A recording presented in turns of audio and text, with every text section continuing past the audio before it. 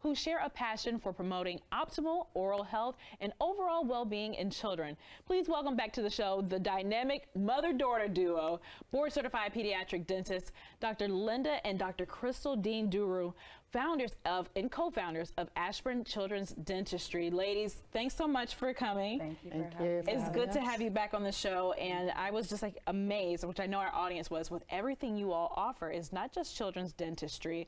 It's a lot bigger picture than this. And I know that this starts, Dr. Lynda, with your personal story. So tell me a little bit more about that.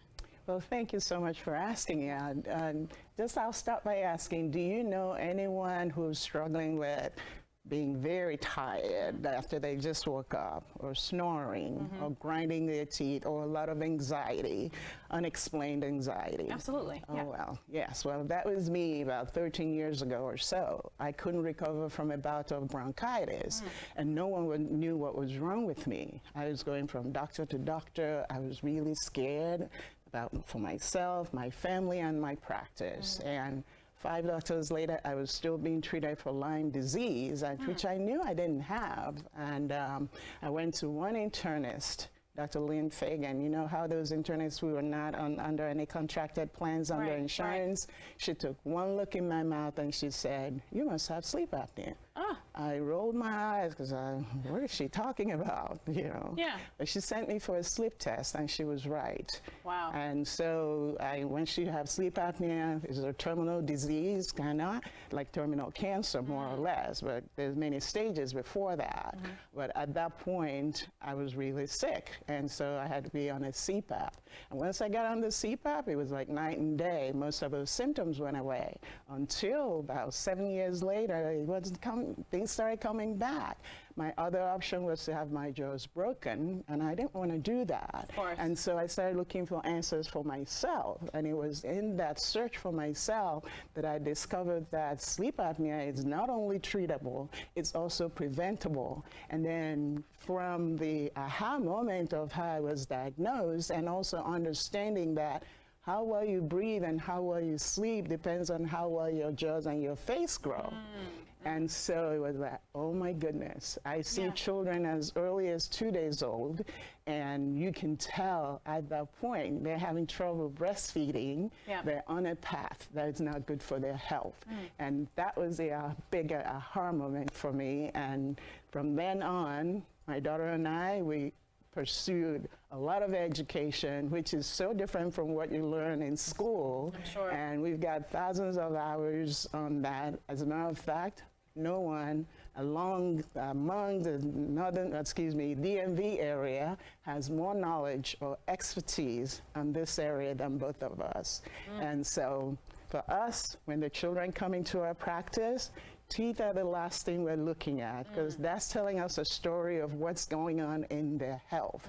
So we start to kind of give the education to the parents so that they're aware. Because most parents, sometimes they know that something is wrong, they can't quite figure it out, or they think nothing can be done about that. We help parents connect the dots. And our passion is that not one child should be diagnosed with sleep apnea or even get to that point.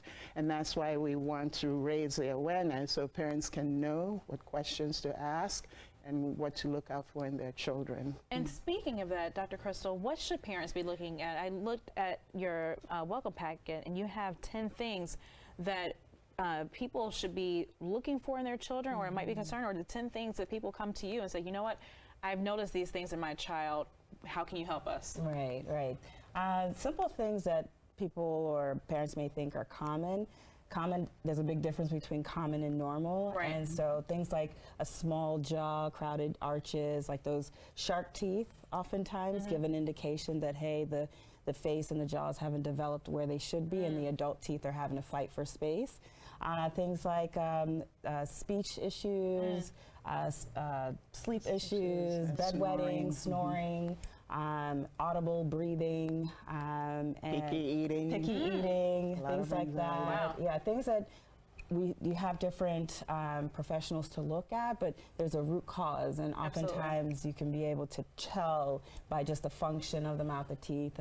Sometimes dark circles under the eye, or hyperactivity if they've been diagnosed with ADD, ADHD without having a sleep study or sleep test done, things like that. That's amazing. So the pieces pieces of the puzzle can be put together just by looking at the teeth, which tell a story about their health and their jaws. And you can tell as early as infancy. Yes. It's amazing. Yes. It's amazing. And unfortunately, we're running out of time. Every time I talk to you ladies, I'm like, I can talk for 20 more minutes.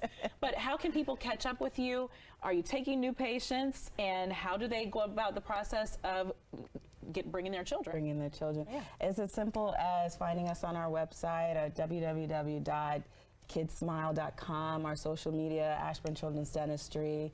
We're always happy to talk to parents, take new patients, and have a conversation really. And see what's going on. That's really how we ask a lot of questions, a lot of things where it's like, why are you asking me?